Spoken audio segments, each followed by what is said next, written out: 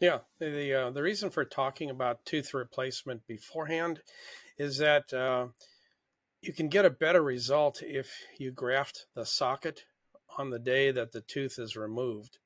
And the reason for the grafting, even though it's not live bone, it's bone replacements, is to basically occupy space to try to slow the resorption or the loss of bone of the socket, because you're gonna have to wait 4 months for the socket to fill in with new bone.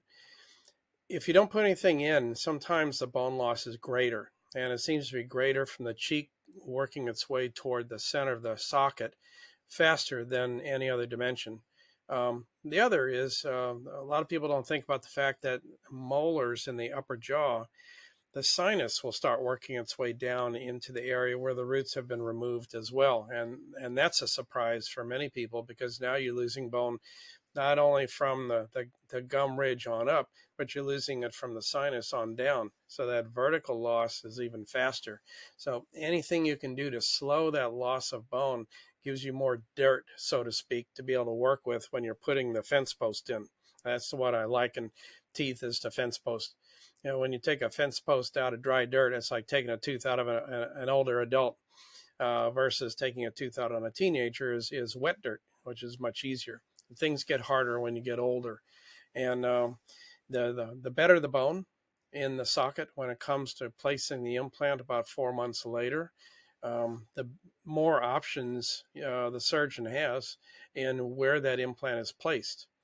If your ridge narrows, then sometimes you can't get that implant placed exactly centered over where the crown is expected to go to replace it.